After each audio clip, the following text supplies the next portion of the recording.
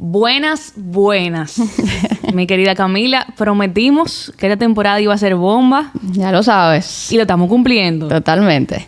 Bienvenidos a otro episodio más de Mentes en Perspectiva. Yo estoy muy emocionada.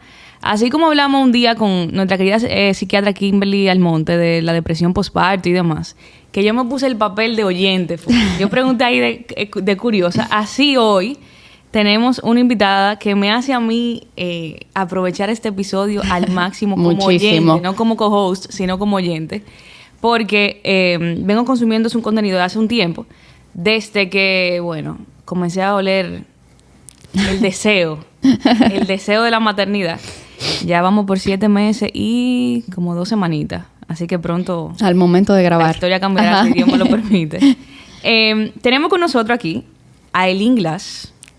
Hola, chicas. Hola. Feliz de tenerte. Totalmente. Gracias por aceptar nuestra invitación. Ay, no, yo feliz. Para mí es un honor yo estar aquí entre dos grandes. La que se siente honrada soy yo. Tú sabes que para mí tú has creado como un movimiento. O sea, quizá más que... No sé qué palabra utilizar, pero si existe algo más que un movimiento, sería eso. Que dentro de esta maternidad a través de la realidad, madres reales. Sí. Y qué bueno que hoy nosotros te tenemos aquí, te vamos a sacar el jugo. O sea, vamos a sacar el jugo. Adelante. Ustedes no van a ver yendo de tema en tema, pero es que tenemos como tantas preguntas realmente. Claro que sí. Eileen, cuéntanos un poquito de ti. ¿Quién eres? ¿Qué es esto de madres reales? Etcétera.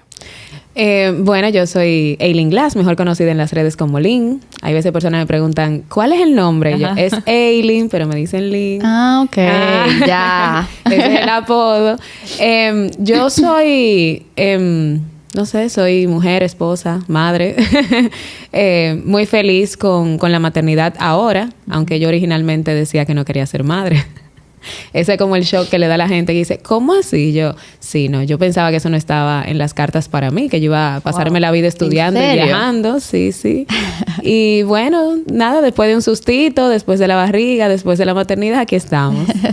Madres Reales nace primero por una pérdida gestacional que yo tuve, y cuando yo lo compartí en redes sociales me di cuenta que era algo que no solamente me había pasado a mí.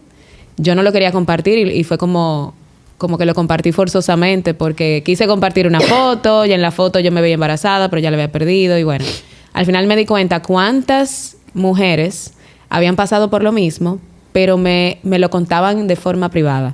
Wow. Y yo decía, ¿pero por qué esto es tan tabú? ¿Por qué que de esto no se habla? Entonces ahí empezó como esas ganas de exponer eso que pasa detrás de cámaras de la maternidad. Y cuando yo tuve a mi primera hija, también me pasaba que yo duraba, querida Mónica, a veces no dura 24 horas sin cepillarse y bañarse. Me estoy preparando mentalmente. Y yo decía, ok, aquí está pasando 2 cosas. O mis amigas están hablando mentira en redes o yo lo estoy haciendo mal. Una de las 2. Y comenzando a hablar de todo lo que a mí me estaba pasando, pensando yo que era la única que le estaba pasando, me di cuenta que efectivamente yo no lo estaba haciendo mal, sino que esos primeros días de navegar la maternidad sí te llega como esa vorágine de emociones, se vive como una nebulosa. Entonces, así arrancó Madres Reales. Yo arranqué con mi testimonio y a medida que yo quería saber cómo criar a una criatura, pues entonces comencé a estudiar. Y comencé a estudiar y a capacitarme, primero para mí, luego para compartirlo con los demás. Y aquí estamos, Madres Reales se ha ido como reinventando en el camino. Muy bueno, la verdad, el contenido. Yo no soy mamá, pero sé que cuando me toque hacerlo también voy a consumir mucho más tu contenido, totalmente. Así que vamos a hablar un poquito de crianza. Le pusimos este episodio Criar sin morir en el intento. ¿Por qué? Porque el tema de crianza es revolucionario y ha cambiado a través de los años. Sobre todo hoy estamos mucho más informados, científicamente hablando, de aspectos de la crianza que antes no existían o la gente realmente no los tomaba en cuenta. Y la ciencia, en cierto punto, creo que nos ha ayudado en la ardua tarea de hacer padres, aunque ciertas generaciones no están de acuerdo con las cosas que la ciencia dice, porque eso no les funcionaba, porque eso no existía antes, y yo soy una persona de tal y tal forma. Entonces hay cierto nivel de inflexibilidad y de prejuicio respecto tal vez a nuevos modelos de crianza, o como nombres como crianza intencional, crianza respetuosa. Así que ¿Con qué se come eso? Básicamente es mi pregunta. ¿Y por qué serían términos que realmente dan resultados? ¿Cómo entran en conflicto y qué significan en este contexto ahora mismo, en esta generación? Mira, la crianza respetuosa la verdad que no es algo nuevo. Yo creo que se ha esparcido el término porque ahora tenemos redes sociales, ahora todo el mundo está hablando de este tema, ahora hablar de la maternidad no es tan tabú como antes. Yo te digo que cuando yo abrí Madres Reales, yo recuerdo que yo perdía 5,000 seguidores en 5 minutos cuando yo decía que no le dieran pela a los niños. ¿Qué? O sea, eso era lo más normal del mundo. Yo subía 5 memes, me subían 10,000 seguidores. Yo decía no le den pela a los niños, me bajaban 5 o 6. Y yo me la pasaba en ese ping-pong. Pero lo cierto es que no es algo novedoso. O sea, ustedes que son psicólogas, que han estudiado todavía, yo creo que muchísimo más que yo, saben que la teoría de Bowlby es de los años 60. O sea, de donde viene la crianza respetuosa. De hecho, el Día Internacional de la Crianza Respetuosa es el día de la muerte de John Bowlby. Esto no es un término nuevo. O sea, la teoría del apego de Bowlby y de Mary Ainsworth es de los años 60, 70. Si hablamos de la teoría del aprendizaje de Bandura, que es la que realmente confirma que los niños aprenden a través de la observación y a través del modelaje, estamos hablando de los años 80. Si hablamos de educación emocional, que tal vez sería la más nueva, o de las neurociencias de los años 90, con Daniel Goleman, con Paul MacLean, estamos hablando de los años 90 de inteligencia emocional. Entonces, la crianza respetuosa, aunque ahora lo están viendo mucho en redes, realmente se avala de toda esta investigación científica. O sea, no es solamente que ahora vamos a hablarle bonito a los niños, que es lo que la gente piensa que es la crianza respetuosa. Háblale bonito a los niños y bájate a su nivel. No. La crianza respetuosa es mucho más profunda que eso. Entonces, yo siempre le invito a las personas, investiguen un poco más. Criar con respeto no significa solamente deja de dar pelas y quédate de brazos cruzados. No. Es criar intencionalmente. Es saber que darle una tableta a un bebé menor de 2 años le hace daño a su cerebro. Es saber que tu comportamiento, tu falta de regulación emocional, tus hijos le están viendo y lo van a copiar. Es saber que si tú no colocas límites, los niños se te pueden ir de las manos. Entonces, crear con intención es crear en todos los ámbitos de la maternidad. Dígase, dar amor, conectar con tus hijos, pasar tiempo de calidad, pero al mismo tiempo es saber de etapas de desarrollo cognitivo. El desarrollo de Piaget, señor, ustedes saben, eso de los 80, 70, 80, entonces eso no es algo novedoso, sino que tomamos toda esa información, la integramos y criamos de forma intencional, no de forma medalaganaria. Medalaganariamente sería permisivo, dejar que mis hijos se acuesten a la hora que quieran, dejar que ellos tomen decisiones. No le corresponde a los niños tomar decisiones. Yo sigo siendo la autoridad. Ahora, mi autoridad no tiene que estar basada en violencia física. Yo estoy creando 2 niños, la mayor mía va para 8 años, y yo no le he tenido que poner un dedo encima para que ella sepa lo que es un límite, lo que es una consecuencia, hasta dónde ella puede llegar, cuál es la forma correcta de comportarse en público. Pero intencionalmente, yo como madre, tengo que hacer mi trabajo. Entonces, la crianza respetuosa es mucho más profunda de lo que la gente a veces ve en un reel de redes sociales y dice, ay, yo hice eso y no me funcionó. No, mi corazón, es que, no, como dijo Mónica un día, un proceso terapéutico no es tú leerte un libro, no es tú ver un reel. Es un proceso que requiere más profundidad, y lo mismo con la crianza. Si yo te entrego un carro a ti, ¿qué tú vas a hacer? Tú vas a leer un librito. Tú tienes que ver cuáles son las partes de ese carro. Tú tienes que tomar un examen. Alguien tiene que avalarte que tú puedes... Porque un carro puede ser un arma letal en las manos de una persona que no la sepa utilizar. Entonces, la crianza es algo muy delicado para que tú tomes ese bebé y no te leas ni un libro. y no es un one fits all. O sea, claro. no todo funciona. Claro. O sea, porque los niños no vienen con un manual. Todos son demasiado diferentes. Como dice Vin, por ejemplo, si yo les pregunto, ¿cuánto es 5 más 1? 6. ¿Cuánto es 4 más 2? 6. ¿Cuánto es 3 más 3? 3 más 3, 6. Así son los niños. Queremos el mismo resultado, pero a veces tenemos que cambiar la fórmula según el niño. Tal vez mi hija necesita un poco más de amor y de conexión y tiempo de calidad para entender los límites. Pero tal vez tengo otro que si no aprieto un poco más, se me puede ir de las manos. Entonces, yo tengo 2 hijos que son agua y aceite. Yo estoy criando con respeto, con intención, pero debo entender y conocerlos tanto para saber qué necesita cada uno.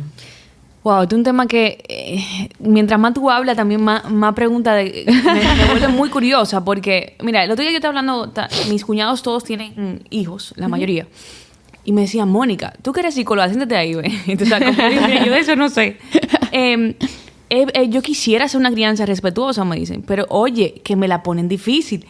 Por ejemplo, hay niños que desafían hasta con la mirada cuando uno le dice que no, y hasta con los gestos, y te la ponen difícil. Entonces, ahí viene una pregunta. Yo tengo toda la intención de criar a través de esa crianza respetuosa, de que yo sea la autoridad, pero no tener que caer en violencia, etcétera. Pero ¿cómo nosotros podemos manejar rabietas, por ejemplo? O esa parte de rasgos desafiantes de un niño. Y cambiar la historia, o sea, de tal vez no recurrir a pelas, ¿qué nos queda? O sea, ¿cuáles son las herramientas que nosotros tenemos para mantener la autoridad y que el niño obedezca? Ustedes son psicólogas ambas, ¿verdad? Uh-huh. Cuando ustedes reciben un paciente, la mirada hacia ese paciente, ¿cuál es? Ese paciente tiene un problema y yo estoy aquí para ayudarlo. Ahora, si ese paciente viene y la mirada de ustedes sería, ay, bueno, con ese trastorno, no, pero con ese nadie puede. Con ese adicto, no, con ese nadie puede. Entonces, así como nosotros tenemos una mirada de, yo tengo herramientas para ayudarte, porque tú tienes algo que te falta, o sea, tú no sabes manejar ese control de impulsos, tú tienes un trastorno que tú no puedes controlar, entonces yo estoy aquí para ayudarte. Esa es la misma mirada que tenemos que tener los padres. Si yo de entrada digo, con ese niño no se puede, yo como madre no voy a poder. Si yo no me coloco los lentes de la empatía y digo, ese niño está actuando así porque debajo de una rabieta hay un sinnúmero de cosas. Cuando un niño llama la atención es porque un niño necesita esa atención. Debajo de una rabieta puede haber algo tan simple como hambre, algo tan simple como sueño, algo tan simple como un desborde emocional. Yo no sé qué hacer con este cúmulo de emociones que hay en mi cuerpecito y a mí nadie me ha enseñado cómo lidiar con este enojo tan fuerte y yo hago una rabieta. A mí me están diciendo que yo no me puedo comer ese chocolate, yo hago una rabieta. ¿Y qué hay debajo de esa rabieta? Eso es lo que los padres tenemos que descubrir. Si yo de entrada digo, esa rabieta es porque ese niño es el demonio de Tasmania, yo no lo voy a poder ayudar. Ahora, si ya yo he estudiado, ya yo sé, ok, mira, el niño tiene 2 años, hay un pico de crecimiento súper fuerte en el cerebro en esa edad, yo le dije que no se pueda comer ese chocolate, obviamente él tiene una frustración de cuál era su expectativa y cuál es la realidad, eso provoca frustración. Entonces, él quería el chocolate, yo le dije que no, frustración. Entonces, la crianza respetuosa que te invita, yo valido esa emoción, yo sé que tú estás súper enojado, yo sé que tú querías ese chocolate, ahora mismo no se puede, mantengo el límite. Mantengo el límite porque tengo que también educarte en control de impulsos, en dilatar esa gratificación instantánea, porque eso es lo que construye tolerancia. Ahora, la tolerancia no se construye yo dándote una pela y suprimiendo esa emoción para que salga eso por otro lado. Entonces, la crianza respetuosa, vuelvo y digo, es mucho más profundo de lo que las personas piensan. Todo ser humano tiene la capacidad de aprender y todo niño pequeño, sobre todo, tiene el derecho de aprender. Yo coloco a un niño en un colegio hoy y yo no espero que él aprenda a leer y escribir ese mismo día, ¿verdad que no?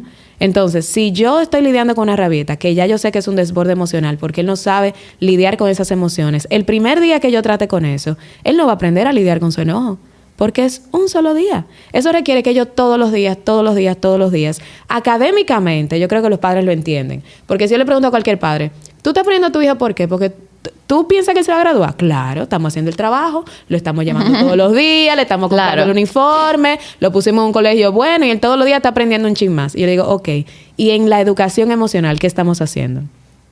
¿Estamos con el mismo compromiso de educarlos todos los días en educación emocional? ¿O a la primera que él no aprende a controlar sus emociones? Trabajo duro. Lo cual nosotros tenemos 20 y pico, 30 y pico, y no lo sabemos hacer porque a la primera soltamos la toalla y le damos un chancletazo. Entonces, yo no sé regular mi emoción, pero yo estoy esperando que un niño de 2 años, con la corteza prefrontal extremadamente inmadura, se calme porque yo le diga que se calme.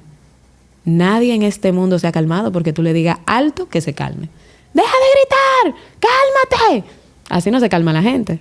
Entonces, yo siempre digo a los padres, trata a tus hijos como te gustaría que te trataran a ti en un momento difícil. Cuando tu hijo tiene una rabieta, eso es un momento difícil. Averigua qué está pasando por debajo. Abajo es como la punta del iceberg. Tú estás viendo la rabieta, pero vamos a ver qué está pasando ahí debajo. Y cuando tú atiendas eso que está pasando debajo, entonces tú vas a atender la rabieta de forma más efectiva. Tú sabes que te pregunto en ese mismo tema, si hay algunos tips de comunicación. ¿A qué me refiero? Por ejemplo, al momento de poner límite, no sé si conviene yo bajarme, literalmente, o sea, inclinarme hacia estar en la misma altura con el niño. a quizás mantener una comunicación, una entonación de algún tipo de manera específica. Como también me pasa, por ejemplo, yo recuerdo con mi sobrinita, que también desde muy chiquita tenía un temperamento, oye, que prometía. Y yo me acuerdo que yo la tuve que en un momento de rabieta coger como por los hombros, o sea, por el bracito, y decirle, calma. Pero tuve que, o sea, esa fue como mi inclinación, no sé si fue bien o mal. Pero esa es mi pregunta, conductualmente, o sea, a modo como de expresión, ¿qué cosas nosotros podemos hacer? Si bajarnos, si podemos cogerlo por los bracitos, pero es para que te enfoque, para que me mire la carita, o qué entonación puedo utilizar, acompañado obviamente con todo lo que tú estás diciendo. Y a esa pregunta le añado, porque es importante, porque hay niños que no hacen rabieta, pero desafían y se oponen y dicen no lo voy a hacer. Así con toda la pasividad del mundo, tal vez los niños un poco más grandes, o que simplemente no responden al mandato. ¿Qué podemos hacer también? Ok, vamos primero con el mandato para ir entonces a qué vamos a hacer. Cuando un niño usualmente no responde a un mandato o se planta y dice que no, eso habla menos del comportamiento y más de la conexión. ¿A qué me refiero? Si tú vas a un trabajo, y ya me encantan las metáforas, porque siento que la gente entiende mejor. Sí, totalmente. Y usamos muchas metáforas. Por ejemplo, si tú vas a un trabajo, a la oficina el primer día, y el jefe te trata súper mega mal todo el tiempo. O sea, ya tú sabes que ese jefe tú no le puedes decir buenos días porque te va a ladrar. Eso es un ambiente mega tóxico. Todo el mundo siempre vive como arisco. Tú te vas a sentir inclinado a seguir con amor y vamos todos a tratarnos súper bien. No, tú vas a vivir en un ambiente como un poco tóxico. Entonces, tú te opones a las cosas cuando te la piden de forma muy autoritaria. La gente se suele plantar. Entonces, usualmente detrás de eso, de esa conducta desafiante, hay un niño que te está diciendo, conecta conmigo. Dedícame tiempo. Wow. Conecta conmigo. O sea, pasa tiempo conmigo. ¿Por qué? Porque al final es un niño que está diciendo que es como que te desafían, sí te desafían, pero al mismo tiempo oye, dame tu atención. Y a veces ese llamado de atención, que lo hacen de forma súper mega inadecuada, es una forma del niño decir, oye, préstame atención, conecta conmigo. El papá está trabajando y él no le quieren prestar atención y el niño va y te hace un desorden. Y lo hacen de maldad porque dicen, esta es la única forma que él se pare de ahí, hazme caso, a jugar conmigo. Entonces, detrás a veces de ese comportamiento desafiante es un niño que necesita que tú conectes con él, que tú juegues con él, que tú le dediques tiempo. Entonces, a mayor conexión tú tienes con el niño, mucho más fácil va a ser que cuando tú le pidas las cosas, él te diga, claro, porque en ti confío. Porque tú eres una persona que me quiere, una persona que me está cuidando. Yo siempre le digo a mi hija, mis no vienen acompañados de muchísimo amor. Yo digo no a mis hijos todo el tiempo. Mami, ¿me puedo acostar a las 11 de la noche en la televisión? No. ¿Mañana en el colegio? No. Ahora, yo tengo que decirte de forma amable. ¿Para qué? Para que tú entiendas que yo te estoy diciendo que no porque te estoy cuidando. Y en cuanto a lo de agarrarlo y decirle no de forma, eso no tiene nada de malo. Hay niños que van a entenderte con la mirada, con la voz, claro que sí, y son un poco más dóciles. Es cierto que hay niños que son un poco más dóciles. Hay niños que van a necesitar que tú estés con ellos en tiempo presente. Hay 4 herramientas principales para conectar con cualquier ser humano, no solamente con los niños. Está el contacto visual, el contacto verbal, el contacto físico y en una situación de juego. Okay. La situación de juego es el lenguaje universal de todo ser humano, sobre todo de los niños. O sea, hay 2 niños que no saben hablar el mismo idioma, pero se sientan a jugar y ya están conectando. Porque están jugando juntos, porque están en el momento presente. Entonces, de repente hay un niño que tú le quieres dar un mandato que está haciendo una rabieta. Tú te bajas a su nivel primero para que no te vea como un monstruo. Por eso que tú ves que los planos de cine para mostrar al monstruo te lo ponen así en contrapicada para que tú lo veas. Cuando el niño tú te bajas a su nivel, baja como esa tensión, como que no es un monstruo, está a mi nivel. Primero ese contacto visual. Hay veces que hay niños que van a necesitar que para estar presente en el momento y prestarte atención, tal vez tú lo tengas que tomar de la mano, no de forma violenta, pero tomar de la mano. Hay niños que necesitan attention grabbers, que tú le digas, por ejemplo, a mi hijo yo le digo mucho cuando está así como súper desbordado, ay, mira el t-shirt de papá que es azul, pero es rojo. Entonces él lo mira y dice, eso no es rojo, eso es azul. Pero eso es como mi forma de está aquí, en el momento presente. O yo le digo, wow, huele rico, huele como a palomitas. Entonces él de una vez como, ok, eso es devolver su atención al presente. Esas son como herramientas que te puedo decir rápido. Y luego de eso, que ya conectamos con el niño, o sea, ya yo conecté contigo, logré tu atención, entonces coloco el límite. Pero si yo coloco el límite cuando el niño está con con esa supervivencia, todo lo que da, con esa amígdala súper activada, nadie te va a hacer caso. Eso es como que entra un lobo por aquí y yo le diga a ustedes, vamos chicas, en filita india, vamos todas, brazo de distancia para salir ordenadamente por ahí. No, estamos tratando de sobrevivir al lobo. Entonces, cuando el área de supervivencia está activada, la corteza se desactiva. Entonces, lo que tenemos que hacer es calmar y luego conectar y luego poner límites en ese mismo orden. Porque si no, no lo vamos a lograr. Fíjate, hay una palabra que se utiliza mucho en crianza respetuosa, intencional, y casi vamos a hablar de la disciplina positiva, pero el tema de la negociación. Y como una técnica también para lograr que el niño cumpla con tus mandatos o lo que estás requiriendo. Hay padres que dicen, o sea, tú me estás diciendo a mí que yo voy a negociar con un niño de 3 años. Tú me estás diciendo a mí que yo voy a negociar. No, la autoridad soy yo, él tiene que hacer lo que yo diga, punto. ¿Cómo se usa la negociación y qué de verdad y qué de mentira tiene esa frase? La negociación en la crianza viene, yo creo, me da la impresión por todo lo que he leído, viene mucho del método Montessori. María Montessori creía mucho en que el ambiente donde estaban los niños tenía que ser niñocéntrico, tenía que ser adaptado para los niños, para que ellos aprendieran por sí solos sin la intervención directa de un adulto. Ese es el método Montessori. Yo fui incluso escolarizada Montessori hasta 6º. Y es un método maravilloso. Porque lo que hace es que, por ejemplo, te pone una cocinita, pero te pone una cocinita funcional para que el niño aprenda a lavar su vasito, para que aprenda a ordenar sus juguetes, para que aprenda a atender su cama. Es decir, para que el niño pueda hacer las cosas que sean adecuadas a su edad y eso le brinde cierta autonomía. Okay. Cuando un ser humano se siente más autónomo, es un ser humano que colabora más, porque se siente más parte de su entorno. Entonces, cuando hablamos de negociación, no estamos hablando de negociar qué comida vamos a comer hoy. No nos estamos yendo a ese extremo. Cuando hablamos de negociación no es que el niño decida cosas que tienen que decidir los adultos. No. Es permitirle al niño opciones cerradas dentro de algo que el adulto ya ha preestablecido. Por ejemplo, que yo le diga... el adulto gana. Exacto. O sea, al final es una negociación, yo no quiero decir que es como una negociación de manipulación, pero sí yo le estoy dando al niño esa capacidad de tener mucho sí. Para cuando yo diga el no, el niño lo puede entender mejor. Okay. Ya. O sea, el niño se sienta parte de su ambiente. Entonces, si yo le saco 2 ropas a mi hija, yo le estoy sacando un traje de baño y un vestidito. Si vamos para un cumpleaños, yo le saco hasta 3 vestiditos que ya yo como padre he depurado para que ella diga, mira, yo me quiero poner ese. Muy interesante también. Entonces, me da a mí la capacidad como padre de tomar esa decisión, de no entrar en esa lucha de poder, porque es que nadie, yo creo que ningún padre quiere estar discutiendo las 24 horas con su hijo. Entonces, si yo hago eso de las opciones cerradas, yo le doy un poco más de autonomía, pero no le estoy cediendo las llaves de la casa. O sea, cuando hablamos de negociación no es darte la llave y que ahora eres tú que mandas, ¿no? Sino de crear un ambiente donde tú te sientas un poco más autónomo. Y dentro de su mundo. Fíjate que su ropita, que de estos 3 juegos cuál tú quieres jugar, dentro de su mundo. Wow, eso a uno lo pone a pensar cómo uno lo criaron. Y claro, o sea, agradecemos muchísimo. La gente, nosotros criamos de lo que sabemos. Pero yo creo que no hay cosa que incomodaba más que no, ¿por qué no? Porque lo dije yo y ya. Y punto. Entonces eso a uno le genera como una ira interna, que al final se reprime y uno no termina desarrollándola por otro lado, se escapa por otro lado.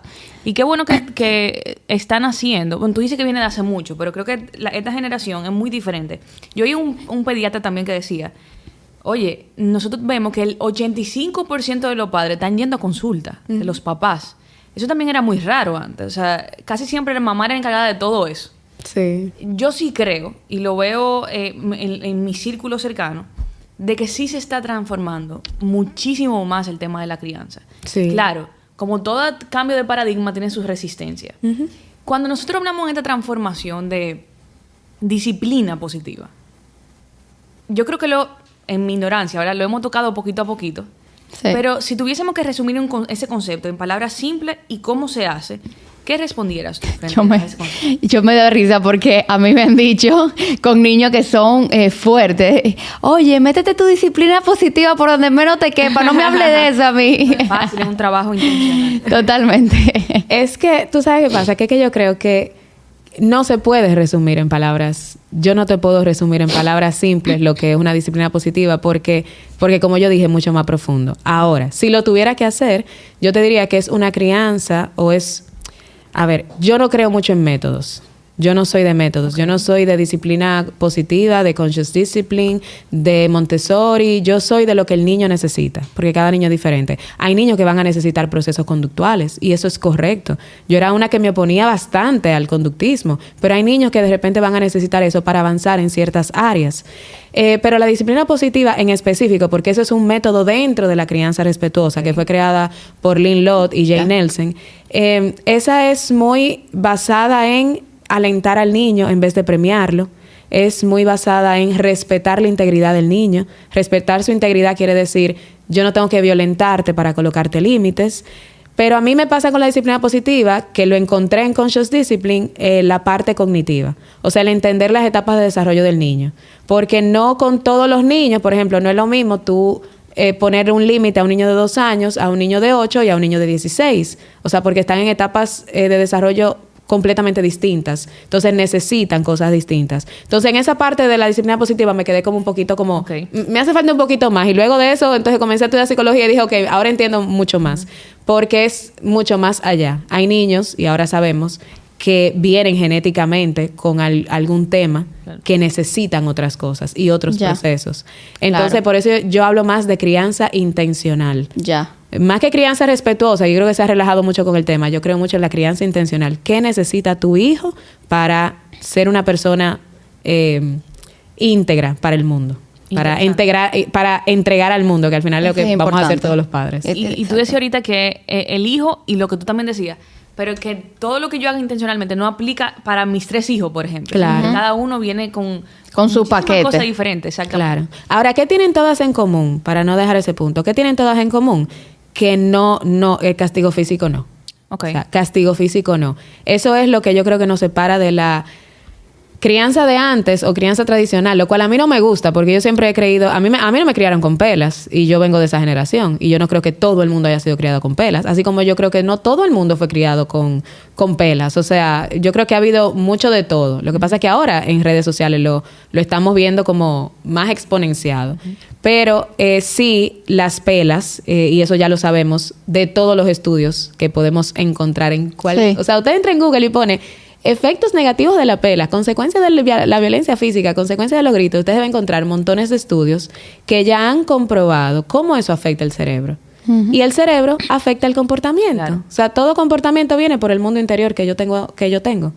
O sea, nadie se comporta porque sí, porque un día se levantó y se quiso comportar de esa forma. Algo está pasando dentro que detonó que yo actuara así. Entonces, en la pela, la violencia, los gritos, todo eso te cambia la citoarquitectura. O sea, ya se ha demostrado que incluso el hipocampo, que se encarga del aprendizaje, la memoria, la concentración, se achica. O sea, ya hemos comprobado que eso eleva los niveles de cortisol. Entonces, si tú te la pasas pegándole a un niño, gritándole, violentándole, ¿cómo tú no vas a esperar que ese niño se comporte mal? Entonces, aquellas personas que dicen, la pela funcionaron. Bueno, te funcionaron en ese momento. Porque no provocaron respeto, provocaron que el niño se tranquilizara, entre comillas, o dejara de hacer lo que tú no querías que le hiciera por miedo a que le volvieran a pegar. Claro. Pero no porque él entendiera de que, ay, mire, que yo no me debí subir en esa cama a saltar porque yo me iba a dar un golpe. Eso no fue lo que él pensó. Lo que él dijo fue, ok, déjame bajarme de esta cama porque si yo no lo hago, mami me va a volver a dar. Ya. Y el mismo adulto que te dice, a mí me dieron pelo y yo estoy muy bien. Claro. Son reprimidos emocionales, son ansiosos, son depresivos. O sea, no lo están viendo. Lo que pasa es que no lo están viendo, pero o sea, yo estoy viendo toda la conducta de usted y usted me está diciendo que tú estás bien porque usted le dieron pela. Y son las mismas personas que me escriben, ay, Lynn, es que yo soy incapaz de mantener la paciencia. Bueno. O sea, es que mira, mi hijo hace la mínima cosa, ya yo exploto y yo...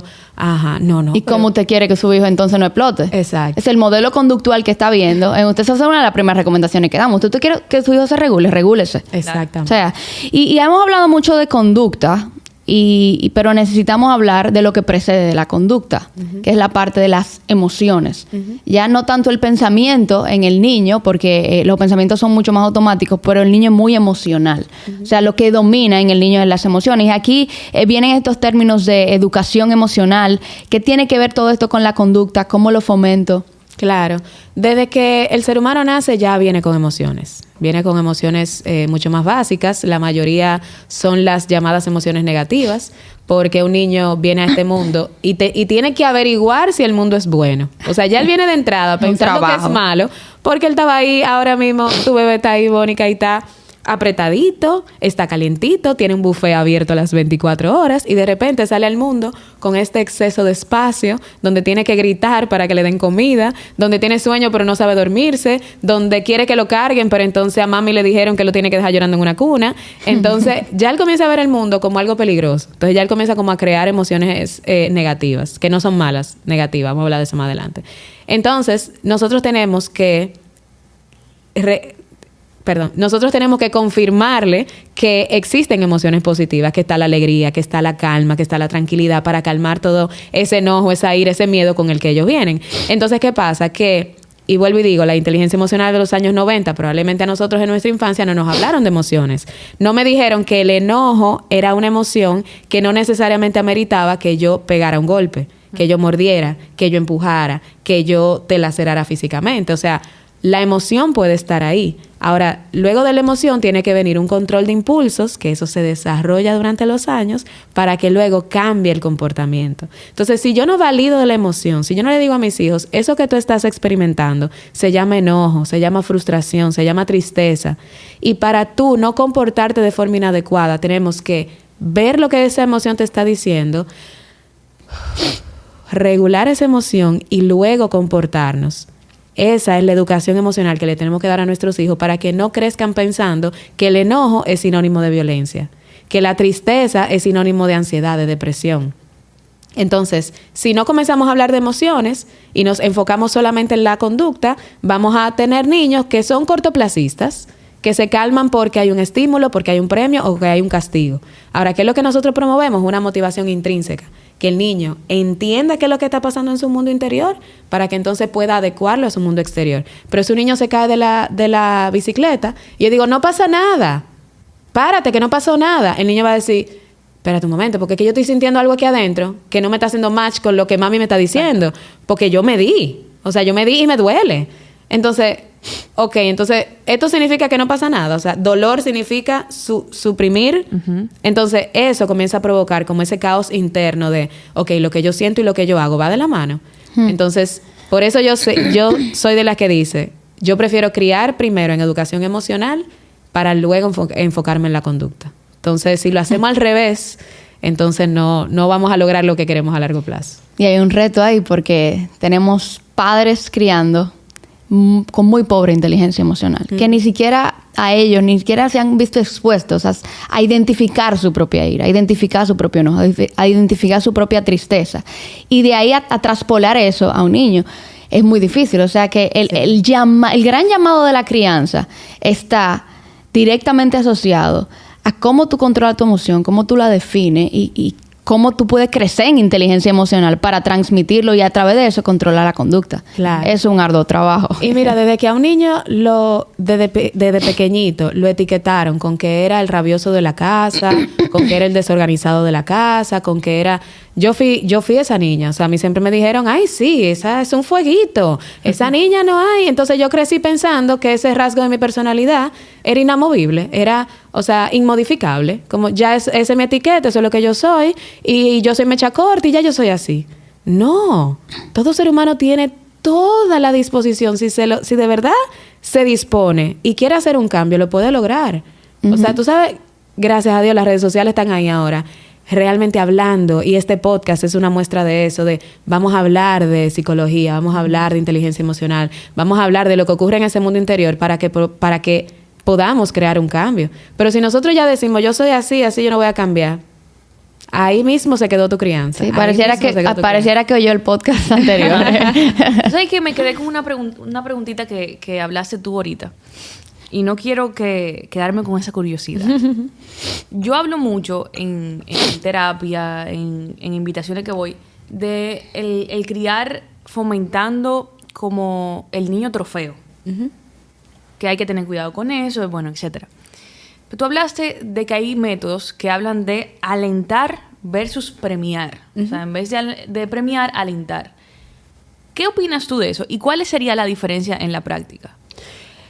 Yo soy como un poco de ambas. Yo, de hecho, subí un reel que se fue bastante viral de que mi hija, bueno, simulando que mi hija me traía un dibujo y yo le decía, wow, qué buen trabajo, qué lindo, ¿y por qué tú dibujaste eso? ¿Y qué te pareció? ¿Qué bonito te quedó? Y explicándole a los padres que a veces cuando solamente le decimos, muy bien, qué bonito, qué bello, que no está mal que lo digamos, o sea, vuelvo a lo mismo, no todo tiene que ser como blanco y negro.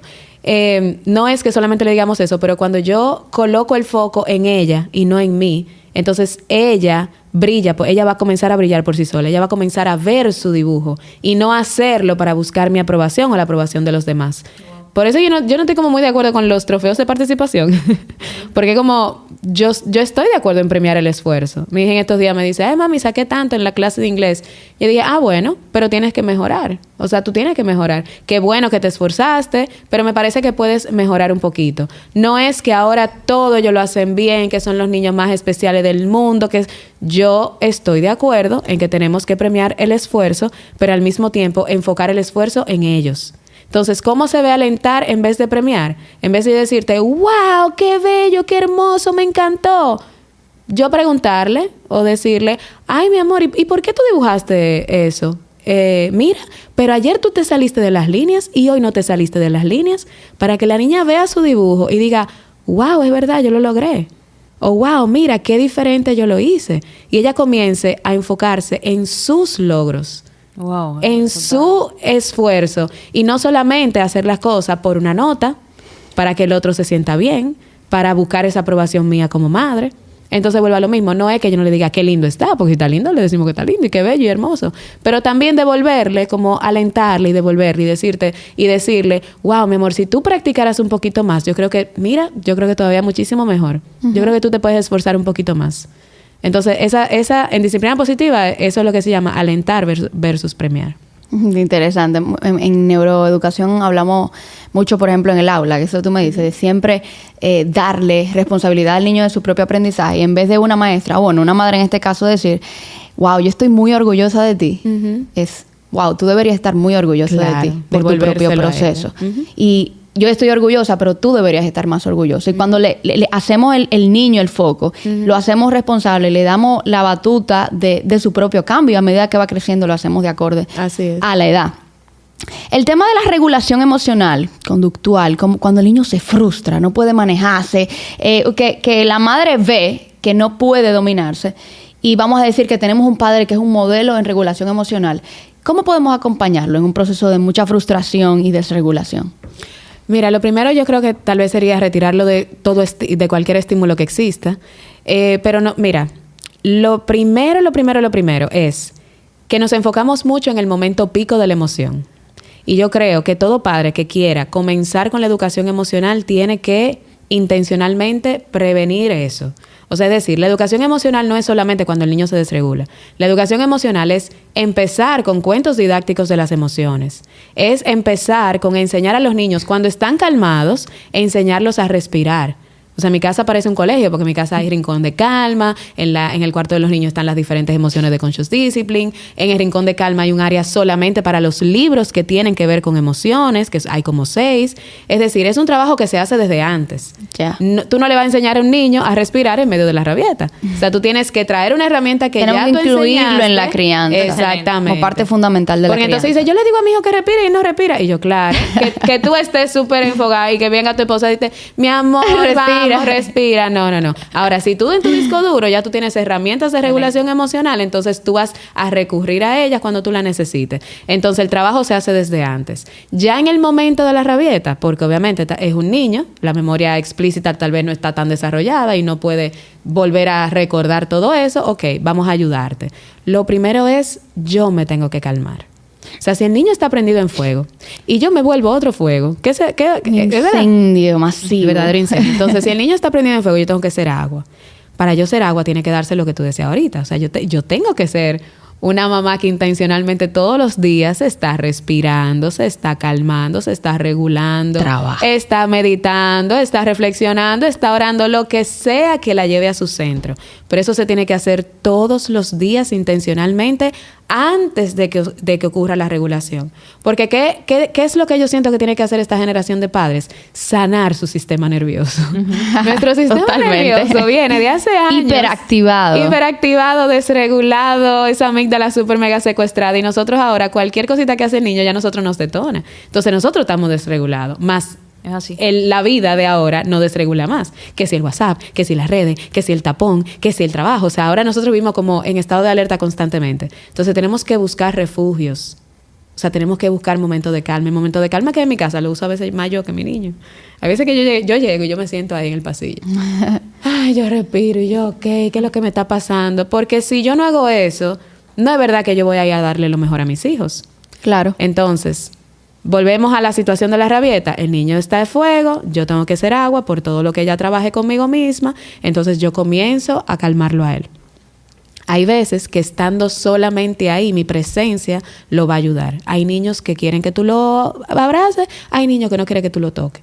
Pero simplemente que tú estés ahí va a activar esa neurona espejo, que es la neurona que hace que el niño haga lo que yo estoy haciendo. Esa neurona espejo, y él se va a comenzar a calmar y se va a comenzar a desactivar.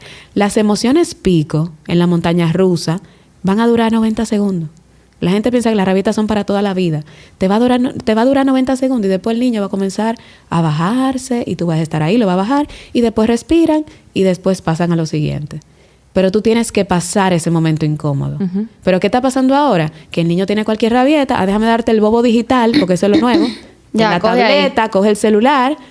Pero queremos que el niño se calme, que el niño sea paciente, que el niño sea tolerante. Pero no le estamos educando para que sea así. Entonces le damos el bobo digital, le prendemos todavía más, le sobreestimulamos el cerebro, él se calma en la sala de espera, pero cuando entramos al doctor, hace la rabieta más grande del mundo porque tú le quitaste el celular. Entonces, tenemos que ser padres más intencionales. En mi casa no hay tableta, en mi casa no hay celulares. Criamos con respeto, pero criamos con límites. Entonces, si usted ya sabe, porque ya la ciencia le ha dicho que las pantallas no son buenas para los niños, no se la den. Por más fácil que sea para usted como padre, sí, la crianza no está concebida para ser fácil. La crianza es maravillosa en todos sus sentidos, pero no está concebida para ser fácil. Entonces, dentro de eso que no es fácil, es usted guamearse todas las rabietas de sus hijos durante los años formativos para que cuando él sea un adolescente se sepa regular más por sí solo y cuando sea adulto, entonces ya solito. Pero hay que pasar ese lodo. Hay que pasar ese lodo. Ahí está la clave. ¿Habrá algún tipo de contenido, Eileen, que los padres se puedan educar en educación emocional como para educar a sus hijos, educarse ellos mismos, que le ayuden en la crianza emocional? Mira, de libros para padres hay muchos. O sea, empezando por La joyita de Daniel Goleman, que ya todos la conocemos, que es como la Biblia de educación emocional e inteligencia emocional. Y todos los libros yo creo que te van a decir lo mismo. O sea, van a haber muchas teorías y va a haber mucho de todo, pero para mí la educación emocional son 4 pasos. Tú sientes, tú pausas, tú piensas y tú actúas en ese orden. O sea, si tú no sigues ese orden, tú no lo vas a lograr. Porque tú puedes sentir y tú puedes pensar, pero tú puedes sentir, pero si tú no pausas, tú no vas a actuar como tú quieres. Tú vas a entrar en tu piloto automático. Uh-huh. Entonces, ¿qué pasa con la educación emocional? Está un poco regada. Yo ahora acabo de terminar la maestría de gestión y educación emocional. No es un máster oficial, empezando por ahí, porque ya la gente piensa, yo tengo mi máster, pero yo lo hice más por conocimiento que por ahora hacer cualquier cosa con eso. Pero es precisamente porque no hay tanta información. Hay muchos libros infantiles.